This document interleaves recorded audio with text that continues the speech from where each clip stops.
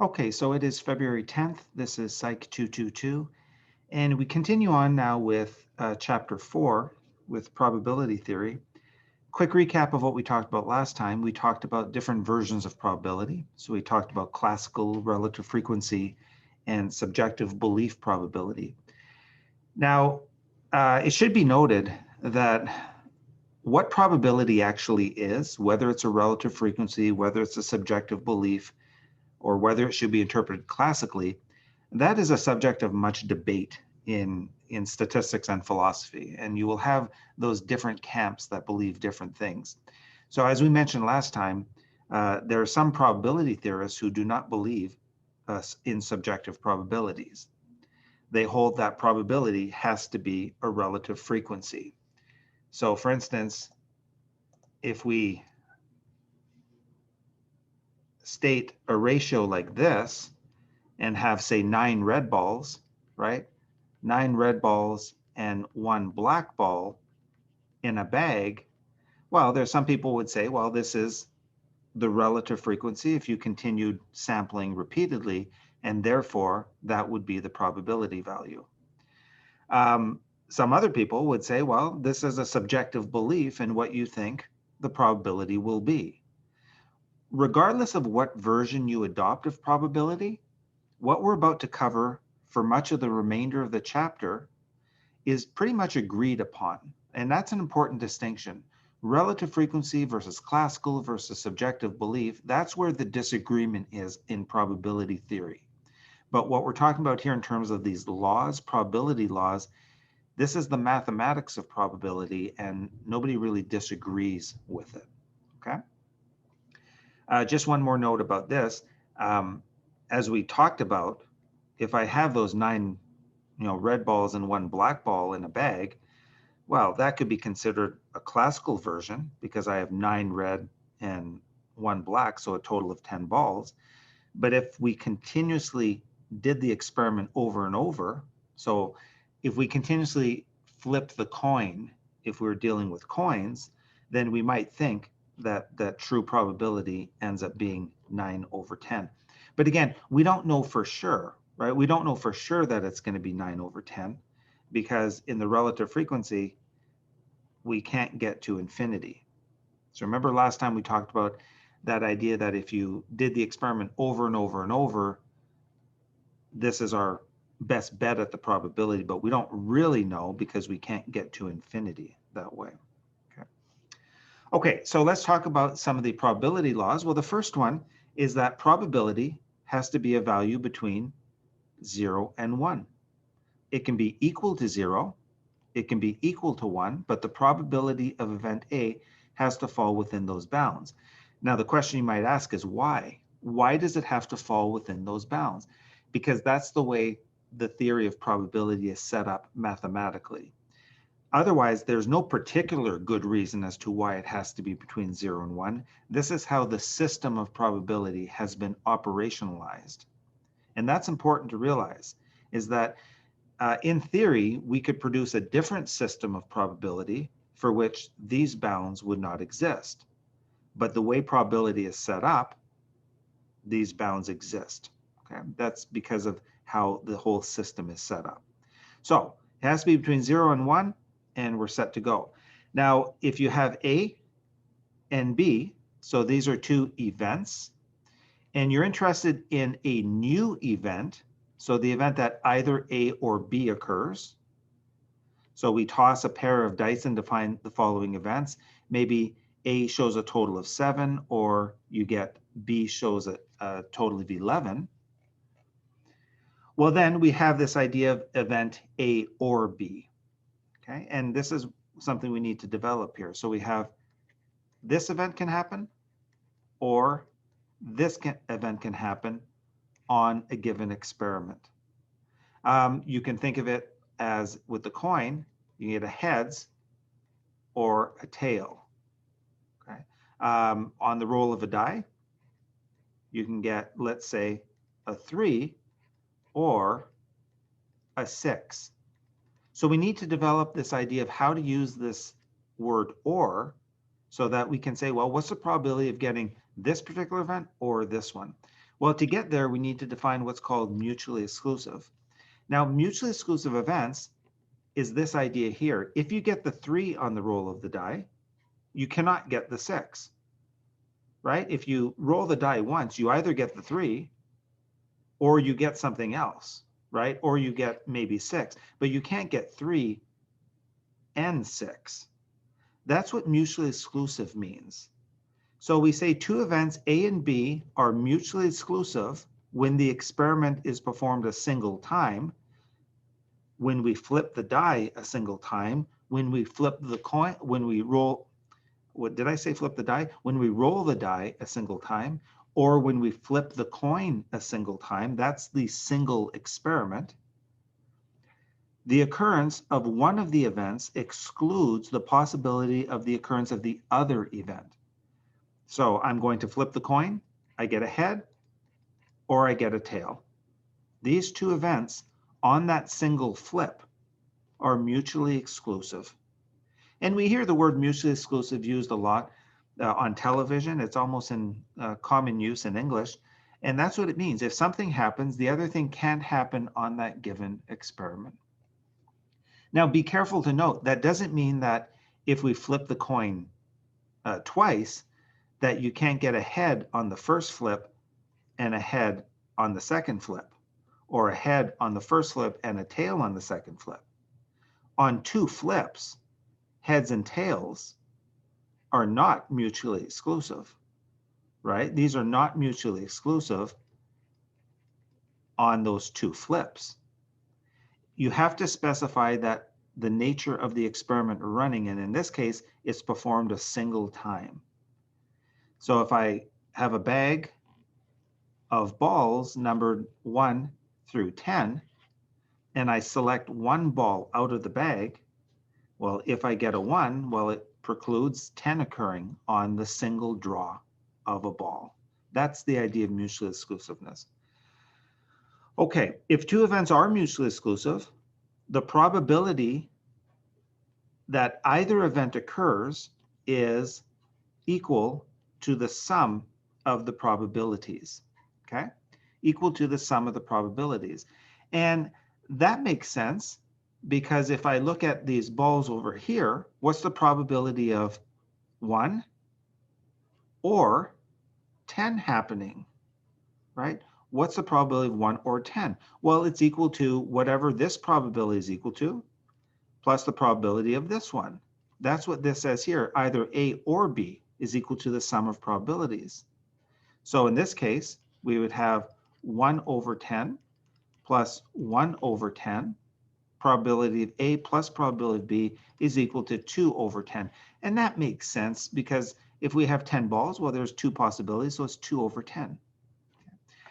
There's another example here where the book talks about the die. So when we toss a pair of dice, so he's tossing two dice here, the sum of the numbers appearing on the dice can assume any one of these values, 2, 3, 4, up to 11 and 12. Okay. So there's a whole bunch of different values that it can assume on those 2 tosses. Okay. Rather, not 2 tosses. We're tossing the pair of dice. So you've got 1 and then another. They're going at the same time. But you can also think of it, if you wanted to, as tossing 1 and then tossing another one. But in the book here, they're saying they're tossing them at the same time. It doesn't matter which one you consider, whether you do them at the same time or you do one and then the other, the same thing will apply here. On a toss of the dice, we can observe only one of these values. Therefore, the values 2, 3, 12, right, all of these different values that we can get from the 2 tosses represent mutually exclusive events. So let's say that I toss the first die. I get a 1, and then I toss the second die. Or again, if you're tossing at the same time, it doesn't really matter. But we're seeing that I can get this one, and that is equal to a 2. If I toss it this one becomes a 2. So maybe this one was a 2 and this one was a 1. Well, that is a sum of 3, etc. So when you look at this, you're going to see that when you compute the different possibilities, you're going to get 36 different equally likely. Again, where does the equally likely come from? We're assuming they're equally likely because there's no good reason as to why this one would come up 1 and this one would come up a different number. I mean, there's not anything systematic working here. So that's why we're saying they're equally likely. We observe a 1 on die 1, a 1 on die 2, etc. And here are the different possible outcomes that we can get. So what does this represent? Here's the 1 on die 1. Here's the 1 on die 2. Again, you're rolling them at the same time, or you're even taking the same die and you're rolling it once and then rolling it again. It doesn't really matter. Here you have 1 and 2, etc. So you have a whole bunch of these possibilities. This whole thing you can consider to be the entire sample space, right? The sample space for the experiment. We've listed all possibilities of what can happen. Now, when you look at all of these possibilities, you'll see that there's only one of these events, 1, 1, that will result in the sum equal to 2, right? And there's no other possibilities other than just the 1, and that's this one right here. This one results in 3, this one in 4, this one in 5, this one in 3, this one in 4, but it's just this one that results in the sum of 2. Therefore, we expect the 2 to occur with the relative frequency of 1 over 36 in a long series of repetitions of the experiment. There's that relative frequency idea that we're thinking, well, if we continued to do this over and over and over, we should expect that sum of 2 to happen 1 over 36 times. The sum of 3, right? The sum of 3, well, that could be a 1 and 2 or a 2 and 1. 1 and 2 or 2 and 1. There's 2 possibilities there. And so on. So look at this one here. 2 over 36, right? There's 2 over 36 because that's the sum of 3. So that, if we reduce that fraction down, it's 1 over 18. Similarly, what's for 4? Well, that's 3 over 36. Why? Because you have 3, 1, 3, 1, or 1, 3 rather, 3, 1, and 2, 2. Okay? So we can see that we have all these different possibilities for the dice. Therefore, we can compute such things like this. What's the probability that the sum is less than or equal to 4? Right? What's the probability that the sum is less than or equal to 4? Well, it makes sense that we should be able to add these probabilities. So we say, what's the probability that it adds to 2? Plus, what's the probability that it adds to 3? What's the probability that it adds to 4? Why are we able to add these probabilities? We're adding these probabilities because when we roll those 2 dice, we are either going to get a 2, a 3, a 4, or any of the other possibilities. So we see that there's mutually exclusive ideas here. You're either going to get a sum of 2, you're either going to get a sum of 3, you're either going to get a sum of 4, of 5, of 6, etc. So we are just including some of those sums because that's what we want to know. Probability that the sum is less than or equal to 4. So we add the probabilities, and that comes out to be 1 over 6. So we can say the probability that the sum is less than or equal to 4 is the probability of the sum equal 2, probability the sum equals 3, probability the sum equals 4 is 1 over 6. Okay. Again, I just want to point something out. The book talks about this idea that if we were to do this, repeatedly, well, the idea here is that if we were to do this repeatedly, that's why the book is saying in a long series of repetitions, right? In a long series of repetitions. But notice that this idea that how we're computing this 1 over 6, that looks a lot like classical probability, right? Where we simply take the number of possibilities over the total number. But the idea of long series here is it's a nice idea because it's going to bring us to how we're going to use probability pretty soon in the book. We're not going to use that classical version very often. That's why the book is emphasizing on long repetitions of the experiment. But you may have noticed that we're not doing a long number of repetitions. We're not flipping the dice repeatedly. We're simply going to look at 2 dice and that's it, and look at the space. But still, that long series is important to conceptualize here. Okay, so let's talk about the complement of an event. Well, the complement of an event is that A does not occur. Okay, is that A does not occur. So the complement of the event is denoted P not A. And so if we have the probability of A, well, then the complement of A is equal to 1. Right? So if the probability of A is equal to 3 over 6, well, then the probability that it's not A, right? The probability that it's not A has to be 3 over 6 because those 2 probabilities have to sum to 1. If you want an easy example, probability of heads is equal to 0.5. Well, the probability of not heads is equal to 0.5. Why? Because the probabilities have to sum to 1. Why do they have to sum to 1? Because that's one of the rules of probability. See how that rule of probability is useful here because it puts a cap on the system. Otherwise, we wouldn't be able to know what this probability is if we didn't know that those 2 had to sum to 1. Right? Almost like if you took a pie, right? There's a Thanksgiving pie, and you separate it into 4s, and somebody takes this piece, somebody takes this piece, well, then you know that there's half of the pie left because you know there's a full pie, right? So you know that this is half of the pie. Very similar to this idea here. That's why we know that complement plus that probability has to equal 1. So the properties of probability that we've just talked about here, they are summarized. Very useful summary. Now let's talk about the union and intersection of 2 events. So we say the union of 2 events A and B is the set of all outcomes that are included in either A or B or both. So the union is denoted by A union B. The intersection is A intersection B, and that's the set of all outcomes that are included in both A and B. Okay? These are very, very important concepts because we're going to use them to compute probabilities in a moment.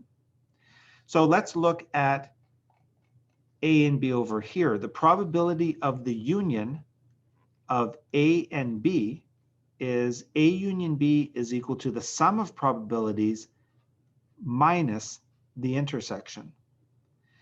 Now, why is this the case? Why are we defining it this way? Well, let's think about diagrams like this, which are called Venn diagrams. The idea of the union here is to say that you are either an A or B, but you can also be in both. So if I want to know the union of A and B, I take the probability of A. So in this space, I take the probability of B. But then notice that when I take those 2 probabilities, it makes sense that I'm going to double count here, right? I'm going to double count. So therefore, I have to subtract that intersection. And this is the intersection A and B. Okay. Now let's look at some examples of how this works. But this should start to make sense as to why we have to subtract that intersection out, because you don't want to double count. We know from the rules of probability that we just looked at that if that's A and that's B, well, I should be able to add those because they're mutually exclusive, right? We just said if they're mutually exclusive, I should be able to add their probabilities. But if they're not mutually exclusive, then this one gets closer to this one gets closer to this one until you have the overlap. And that's where we need to subtract this out. An example will really help here. There's our diagrams that we were just discussing. So here we have A, here we have B, and we want to know some different probabilities. Well, let's look. What's the probability of A? And what's the probability of A? Well, the probability of A is 0.5 because I have 0.45 here and 0.05 here. The complement of that, the probability that it's not A, is equal to 1 minus 0.5. That's based on our complement rule. So that makes sense. The probability of B is equal to 0.2, 0.15, 0.05. Notice how this number here is showing up a couple times here, right? It's showing up a couple times. It showed up in the probability of A to get us this 0.5 because we went 0.45 plus 0.05, right? Just looking at A. It's showing up in B because we're going 0.15 to 0.05. Therefore, we're going to have to deal with this, right? And that's what we just mentioned with our previous example up here. That was exactly what we're illustrating up here, this idea of that intersection. So the probability of the intersection here is 0.05, and that's that space right here. So the probability of A union B is probability of A plus probability of B, 0.5 plus 0.2, right? 0.5 plus 0.2, that's 0.5 plus 0.2. But the problem with that is that if we left the calculation like that, what would we have? We'd have 0.70. Notice how that would be misleading, right? That would be misleading because we're overlapping here. We have an overlap. If the events were like this, then there would be no overlap and it would make perfect sense, right? If this was 0.5 and this was 0.2, well, then the probability of A plus B would simply be this one plus this one. But the fact that we have overlap here suggests that we are going to have to correct for that overlap because we don't want to double count. We don't want to double count. That's why we're subtracting the intersection. There's the subtraction of the intersection, which is 0.05 here. And we get the 0.65. Okay. I hope that makes sense in terms of why we're subtracting the intersection. We can already see that if the two events are mutually exclusive, there is no intersection, right? If either A occurs or B occurs, you don't have an intersection, but these here are not mutually exclusive because you can have, if you fall in this area right here, you can be in A and in B. That's what that intersection is symbolizing, okay? Example, let's give this a practical example. The probabilities may not make sense for this example, but the overlap will. So what's the probability of developing COVID-19 given that you are a relatively old person? Well, those are not mutually exclusive events. It's not like if you have COVID-19, you cannot be old. It's quite the contrary, right? That maybe you're more susceptible to COVID-19 if you're older or more susceptible to getting sick. Therefore, we would expect an intersection here. And this is what scientists are dealing with all the time. Scientists are trying to find intersections. That's the goal of science, is to look at intersections. So imagine if they found, let me do another diagram. Imagine if they found COVID-19 here and they found a huge intersection with another variable. That would be very interesting. And I mean, I think we can already talk a little bit about some other variables. So maybe, you know, say lung disease. And they were looking at the probability of dying from COVID-19. Well, if you have lung disease and then you get COVID-19, that's a comorbidity, right? That's what they've been saying in the media, that, you know, COVID-19, your chances of dying of COVID-19 increases if you have other illnesses because you're a little bit weaker and the virus may attack that. So that overlap would probably be fairly substantial if you think about like the probability of getting severely sick, okay? So these intersections are very, very important. And like I say, science is about finding intersections in one way or another. Well, let's talk about conditional probability. And conditional probabilities are really, really important. So here we have a table, and we have type of policy, and we have category, and these are insurance claims. So there's the fire policy, the auto policy, and maybe some other policy. And they want to see how many of these are fraudulent or non-fraudulent. Okay, so where do you get these claims? You know, sometimes people make insurance claims and they didn't really get in a car accident, they just want a new car, right? Well, where does the fraud occur? So if it's a fire policy, there's that distribution of claims. Not too many, if it's a fire policy, seem to be fraudulent. 14 non-fraudulent here. So 6 fraudulent, 14 non-fraudulent. Auto policy, and then others. We can see that these totals add up to 100. 50, 80, 20 adds up to 100 in the table. So we can ask questions of this data, and that's where the idea of conditional probabilities comes into play. So in this particular question here, we want to know what's the probability of a fraudulent claim, right? So probability of a fraudulent claim, so the F, given it's a fire policy. Well, the way to look at these problems is first look at fire policy and then see how many are fraudulent. That's exactly what we did. We looked at the fire policy. We said, well, there's 20 that are fire policy. That probability is 0.20. Why is it 0.20? Because we're taking 20 over 100. 20 over 100. So in other words, if I were to reach into this table and pull out some numbers, what's the probability that I'd select a fire policy? 20 over 100. That's how we're getting the 0.2. So there's our denominator. Well, what's the probability that it's fraudulent? So of those 20, what's the probability it's fraudulent? Well, there's 6 over 20.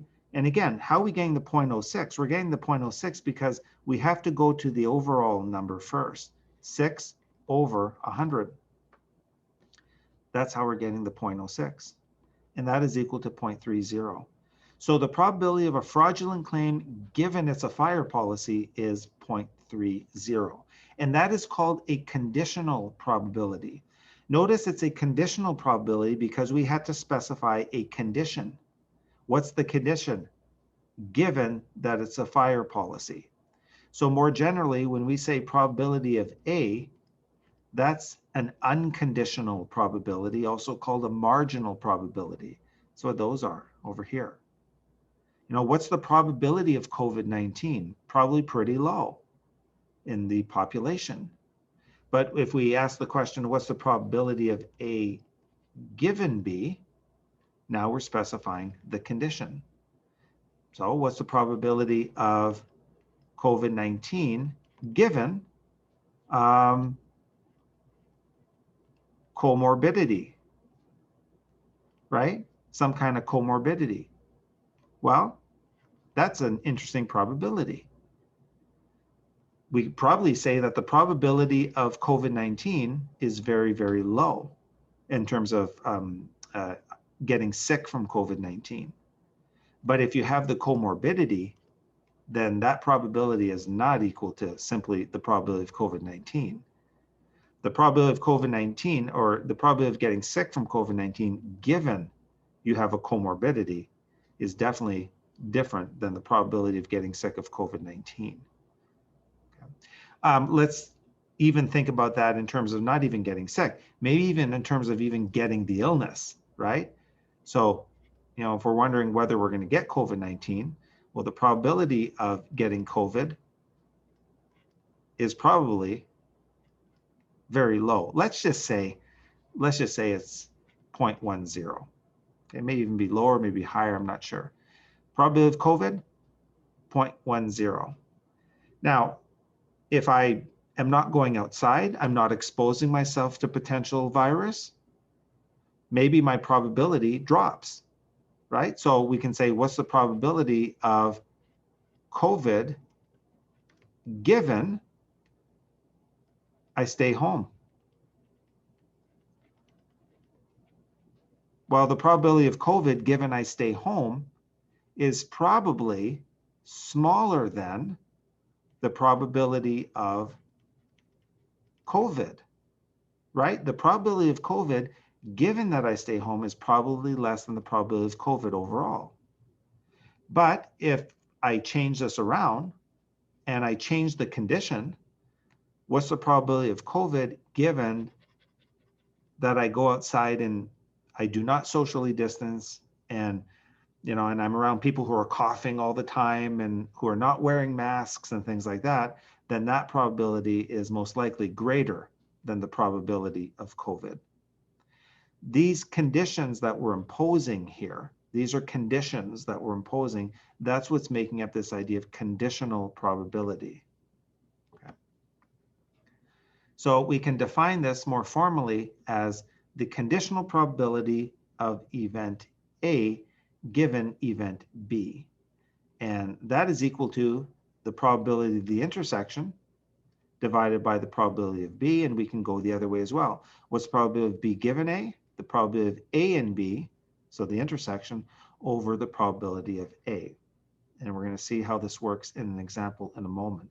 But again, the way to really get a handle on these intuitively is to think of good examples. And I mean, the COVID-19 pandemic is providing us with a lot of examples on the fly as we work through this. If you think about it again, the goal of science is to establish those conditional probabilities, because the scientists are not interested only in the probability of dying from COVID. They want to know what are all the links to it. So it stands that we should actually be able to specify more than one condition. Probability of COVID death, right? Maybe that's COVID death given condition 1, condition 2, condition 3. The more they can identify those conditions, like comorbidity, whether you socially distance, amount of viral load you take in, all of these, they can help predict the probability of death. Okay. One rule here is we can talk about the probability of the intersection of two events A and B is equal to probability of A times probability of B given A. Now, this idea of the intersection and conditional probability, there's a link between these two things. Because if I, over here, solve for probability of A and B, what am I going to get? Well, how do I get rid of the denominator here? I multiply this side by probability of B, right? If I multiply by this side, then I get to cancel this out. Well, that means I got to multiply this side. What you do to one side, you have to do the other side. So I get the probability of B here as well.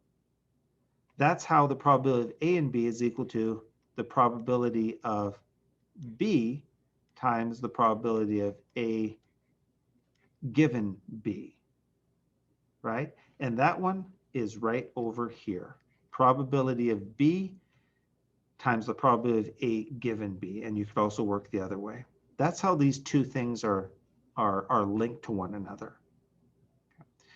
We can also see another thing from looking at this conditional probability, that if the probability of A is equal to the probability of A given B, well, that suggests this is not influencing the probability of A, right? Because if the probability of COVID-19 is equal to the probability of COVID-19 given your favorite color, right? What if this is favorite color? I don't think favorite color is going to have any kind of probabilistic influence on your chances of getting COVID-19. So these two probabilities would be the same.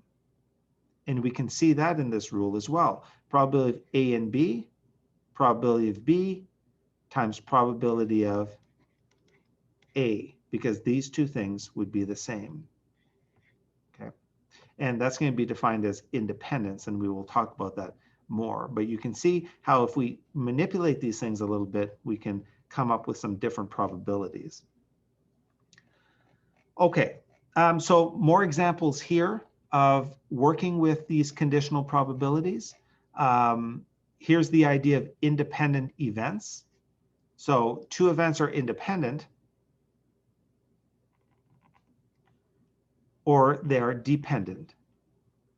Now, we know that probability of A given B is equal to the probability of A given not B is equal to A. Okay, so let's assume this is true. Then we say the occurrence of A is not dependent on the occurrence of event B. So again, think about how this idea works. Probability of COVID-19, let A be COVID-19, given favorite color, or given, well, let's not go favorite color this time because we need a complement here. So let's say probability of COVID-19 given comorbidity. So whether you have the comorbidity yes versus the comorbidity no. Well, the probability of COVID-19 given comorbidity, if that's equal to the probability of COVID-19 given no comorbidity, right, then that's equal to the probability of A. And this is the idea where we talk about the independence of events. Then we say the occurrence of event A is not dependent on the occurrence of event B. Okay, it doesn't depend on it. That's why we say A and B are independent. Now, if this is the case here, the probability of A given B is not equal to the probability of A, then that's the idea of dependent events. This example here, A given B is not equal to the probability of A. Well, again, come up with the COVID-19 example. Probability of getting COVID-19, given you're exposed to a huge viral load, you know, maybe you're around people who have COVID-19 and you're not socially distanced, you're not wearing a mask, well, that's not equal to the unconditional probability of getting COVID-19. Right? And that's where you have the dependence. And that's what we were just talking about above, is that dependence idea between those events. So we can define this, that two events are independent if probability of A given B is equal to A, or this is true. And that's this example with the COVID-19. Again, we're using COVID-19. You can come up with different examples, and it's really good to come up with different examples for this. Even think about, if you think about, you know, like testing in school, what's the probability of passing, right, given that you study? Well, is that equal to the probability of passing? Probably not, because you have that condition of studying. The studying is probably going to have an impact on that probability of passing. So you can come up with a whole bunch of different examples. So when A and B are independent, right? We were just talking about this earlier, what happens when you play around with these probabilities. When A and B are independent, then look what happens. Probability of A and B is equal to the probability of A times probability of B given A is equal to the product of probabilities. Now, why should this be true? Well, we just looked at some examples of this. So let's take the two events. So again, A is COVID. What's B? Favorite cereal. Okay, favorite cereal that you like to eat. Well, let's look. The probability of COVID, probability of B given A, these two things are going to be independent of one another, right? They're going to be independent of one another. So probability of COVID times probability of favorite cereal given COVID, that's probably not going to have any kind of relation. Because if these were not independent, then that would be like asking you, hey, what's your favorite cereal? And if you said, well, I like Cheerios. Oh, wait a minute, that's going to change your chances of getting COVID. Or imagine if you said, my favorite cereal is Cheerios. I was able to predict whether you had COVID or not. That'd be ridiculous, right? Now, that's why we say they're independent. So that's why we can say that the probability of A is not having an effect on the probability of B. Now, that wouldn't be the case if B was, instead of favorite cereal, if B was some comorbidity, like if you suffer from heart disease or you had lung disease, then that changes because they are dependent events. Okay? So these ideas of independence and dependent events. Okay, last topic for today, we're going to talk just a little bit about this Bayes formula. Not very much. They talk a lot more in the book than we have time for. But the reason why we want to survey this is because it's especially relevant to what we're talking about with diagnostic tests, again, for COVID-19. So the Bayes formula is a way of determining the probability of something given some other event. So let's look at this example and then we'll apply it to the COVID-19 idea. In this example, we have, they're sampling meat, okay? And they're sampling meat for the presence or absence of E. coli. Remember that that's the bacteria that can get into meat, which can make us very sick. So regularly when they do production control, not all products are tested. That would be impossible to test every product. So what they do is they sample products. So the meat that we eat has been, it's coming from a sample of meat that was looked at, that was tested. Therefore, we have confidence that the meat that we're eating is good. Well, this is E. coli, yes. No E. coli. There's the diagnostic test result. Now, in this case, there are 10,000 with E. coli and 10,000 with no E. coli. When you take a diagnostic test, and let's say the diagnostic test comes out to be positive, indicating there's something going on, right? Detecting the presence of E. coli. Well, in this particular case, we're interested in how good is the diagnostic test, right? Now, look at this example very carefully. We can see that we can change this instead of meat sample status, COVID yes, COVID no. So even just put COVID yes right here and COVID no right here. Now the numbers will change, of course, but just imagine that this is how the diagnostic test works. There are 10,000 E. coli and 10,000 non-E. coli. Of the E. coli, how good is the test at detecting E. coli? Well, of those that actually have E. coli, 9,500 get that positive reading. 500 get the negative. Now, again, you can liken that to the COVID-19 diagnostic tests. They'll have different numbers, of course, but you see the principle. Right? Now, is this a good test? Well, it's starting to look like a pretty reasonable test, but we also notice that even if there's E. coli, that test, that diagnostic test, is going to give 500 times showing no E. coli. It's not going to hit it. It's not going to detect it. That's the same concept between the COVID-19 test, is that even if there's people who have COVID-19, the diagnostic test may not detect it all the time.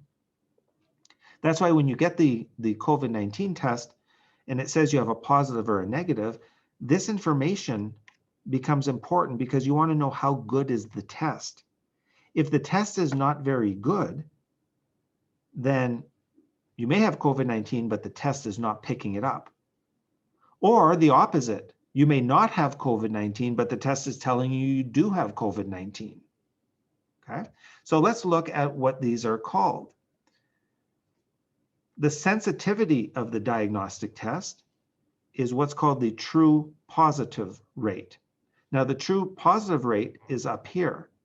That's the 9,500 over 10,000 that we just talked about. 9,500 over 10,000.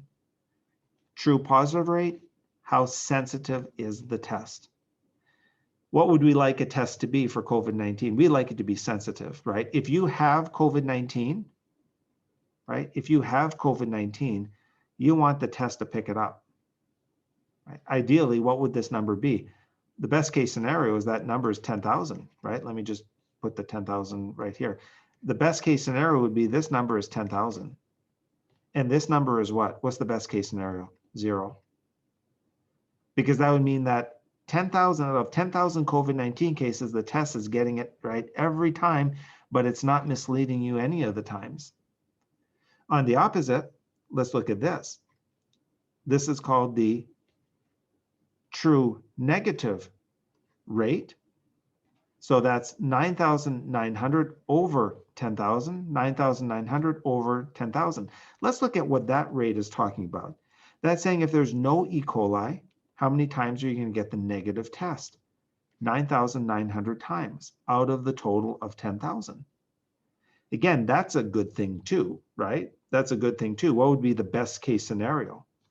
Well, put the numbers, right? The best case scenario, 10,000, 0, right? Out of that total 10,000. That means that if you don't have it, the test is giving you the negative result. But we see here that we have an error rate here too. Because this is saying if there's no E. coli present, right? If there's no E. coli present,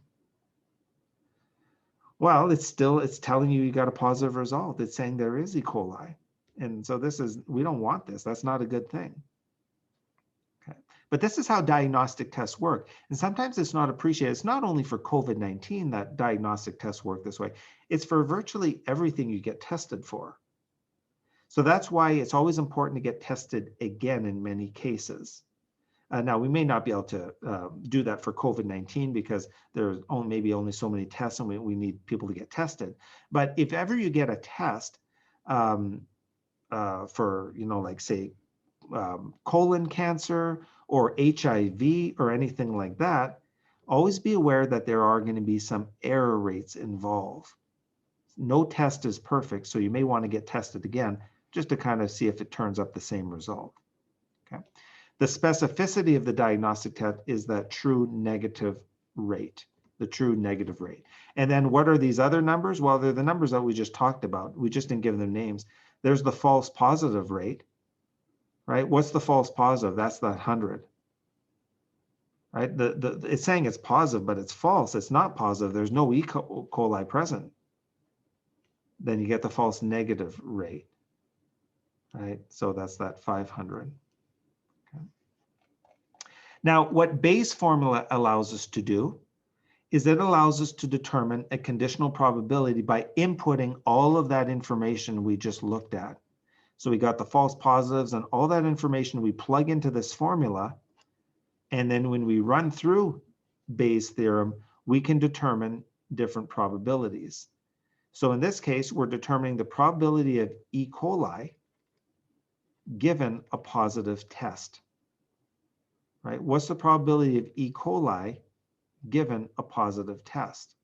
When we put in all those probabilities, we see it's 0.817. So the probability of E. coli given the positive test, based on all the probabilities we just looked at, when we put them in the formula, we get 0.817. Okay. Now, that's as far as we're going to talk about Bayes' theorem.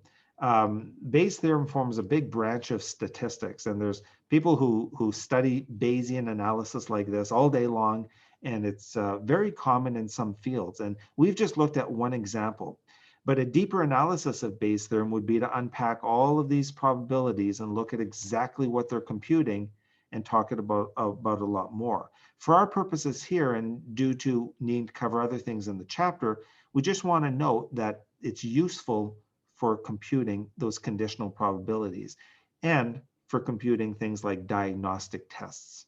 Okay. And let me just end with this example of how Bayes' theorem works. Let's take the situation where you are being tested for HIV. Okay. Well, if you're being tested for HIV, what does the doctor often ask you? So if you go in for an HIV test, they may ask, are you at high risk for HIV? Okay. In other words, do you share needles? Do you have unprotected sex? Do you engage in risky behavior? If you engage in risky behavior, then what happens is they take the diagnostic test and they incorporate it with this idea that you engage in risky behavior. So your probability, given a positive result on the test for HIV, may be 0.80. But if you're not risky, right? If you're not risky, and if you say, you know what, I do not engage in risky behaviors, even if the test comes out positive and the test says you have HIV, your actual probability of HIV may be different. Maybe it's only 0.50. We'd have to work out the probabilities. But notice that these two probabilities will come out to be different given where you're being selected from, a risky population or a not risky population, even though both populations or both tests come out to be positive. Okay, that's very, very important to understand this idea of that's how Bayes' theorem works, is it revises probabilities, and those probabilities, whether of it's COVID-19, HIV, or what have you, will depend on where you're being sampled from. It does not only depend on whether you get a positive result for the test. Okay. Okay. That'll be all for today. More examples of Bayes' theorem, but really you don't have to worry about this in terms of what we're covering for our course. That brief discussion of Bayes' theorem will suffice. And what we're going to do on Friday is we are going to talk about discrete versus continuous variables. And a reminder that the test one